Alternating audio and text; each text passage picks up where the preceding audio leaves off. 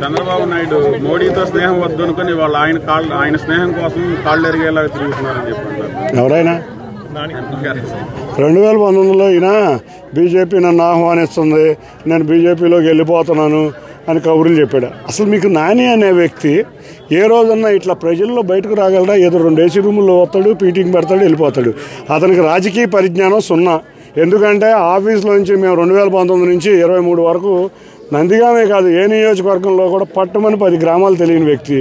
ఏంటంటే పాపం నానీలందరికీ కొంచెం ఫస్ట్ ఏమో చిప్పుపోయింది, రెండోదేమో వాళ్ళకి సీటు గ్యారంటీలు లేవు. సీటు గ్యారంటీ అవ్వాలంటే మా నాయకులందరూ చెప్తున్నారు కదా, బయటకు వచ్చిన నాయకులందరూ చంద్రబాబు నాయుడు గారిని ఎంత గట్టిగా విమర్శిస్తే నాకు అంత సీటు వస్తుందని ఈ వ్యక్తులందరూ ఆలోచిస్తున్నారు.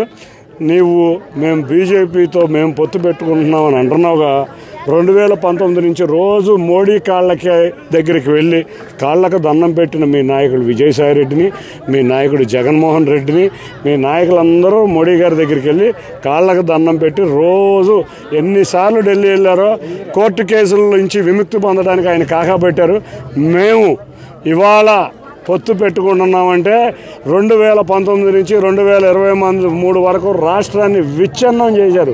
జీతాలు కూడా ఇవ్వలేని పరిస్థితిలో చేశారు. కేంద్ర ప్రభుత్వం సహకారం లేకుండా ఇవాళ ఒక్క 5 పైసలు కూడా రాష్ట్రానికి పుట్టే పరిస్థితి లేదు. ఆఖరికి మేము సెక్రటేరియట్ కట్టిస్తే సెక్రటేరియట్ని తాకట్టు పెట్టారు, మేమేమో కట్టిస్తాం వాళ్ళు తాకట్టు పెట్టడం. అసలు ఆఖరికి గ్రామ సచివాలయాలు తాకట్టు పెట్టారంట. ఇంకో విషయం, అసలు ఆ ప్రభుత్వ భూములన్నీ తాకట్టు పెట్టారు, అన్ని బ్యాంకుల్లోనూ తాకట్టే. మేమేమో వాటిని కడతాం, వీళ్ళేమో తాకట్టు పెడతాం. కాబట్టి ఇటువంటి అన్నిటి నుంచి రాష్ట్రం బయటపడాలంటే కేంద్ర సహకారం తప్పకుండా కావాలి. కాబట్టి విధానాల వారీగా మేము కేంద్రానికి సపోర్ట్ చేస్తాం. కేంద్రం కూడా మనమే కాదు, మన పక్క రాష్ట్రంలో రేవంత్ రెడ్డి గారు కూడా చూడండి కాంగ్రెస్లో ఉన్నారు, వారు కూడా విధానాల వైజ్గా ఎన్డీఏకి సపోర్ట్ చేస్తున్నాం, ప్రధానిని గౌరవించుకుంటామని చెప్పారు. తప్పకుండా రాష్ట్ర ఉన్న ఆర్థిక పరిస్థితిని బట్టి, రాష్ట్రం ఉన్న పరిస్థితిని బట్టి అవసరమైతే మా నాయకులు వారు డెసిషన్ తీసుకుంటారు. వారు తీసుకున్న డెసిషన్ అయినా ఎప్పుడైనా మంచి డెసిషనే కాబట్టి వారికి సహకరించి మేము కూడా అందరం కలిసి వారు ఆదేశించిన దాని ప్రకారం నడుచుకుంటాం.